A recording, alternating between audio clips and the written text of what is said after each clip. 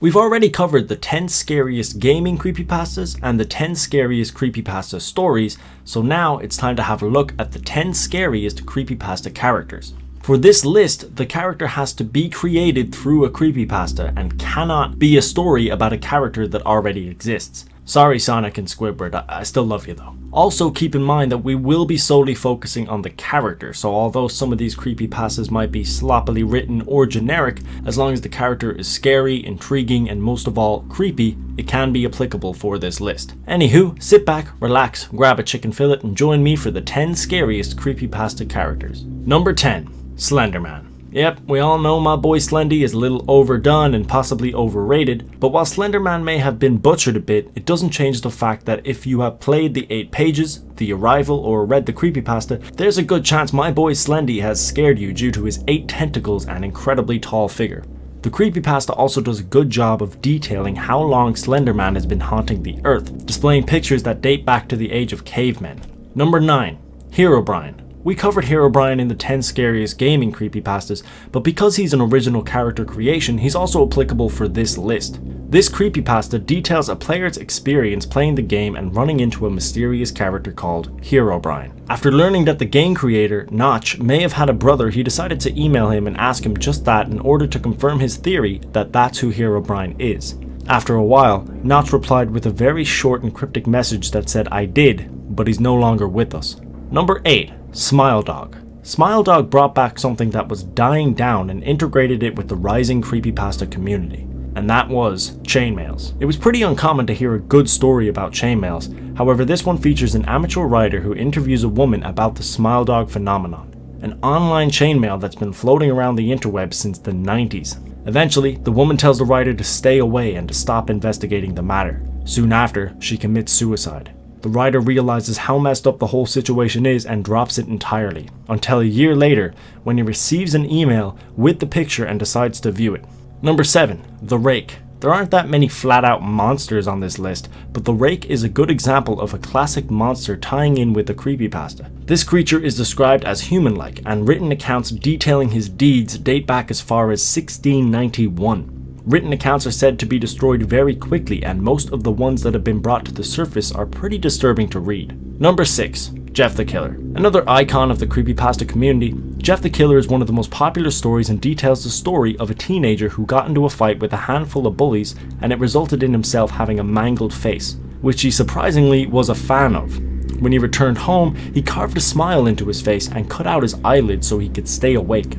He then killed his family and escaped before the police arrived at his house. While this story seems generic now, it was a pretty significant part in the growth of the creepypasta community. Number 5. Eyeless Jack. This creepypasta tells the story of a guy named Mitch. My boy Mitch was staying at his brother's house when he woke up one day to find a gash on his face and one of his kidneys removed.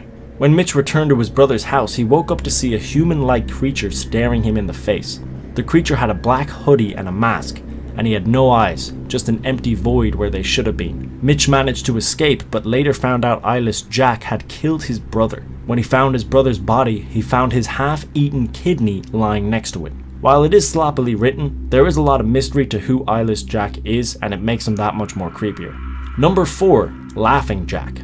Why is everyone called Jack though? Anywho, this story lacks in parts, but the intriguing villain we meet makes up for it. Laughing Jack is one of the coldest, goriest characters on this list. The story begins with a mother's child befriending a presumably imaginary companion by the name of Laughing Jack. Laughing Jack convinces the son to do various things, which lands him in trouble. All the while, his mother is having nightmares left, right, and center, which depict horrible scenes. Eventually, Jack has his way and manages to get the mother to accidentally kill her son. It's incredibly messed up, but the origin story of Laughing Jack shines some light onto the reasoning of him having an incredibly messed up mind. Number 3. Reggie. This is a pretty short creepypasta about a guy named Reggie who's infatuated with a girl who has a boyfriend. Reggie ain't having that though, and decides to take care of the boyfriend, but gets his hand cut off in the process.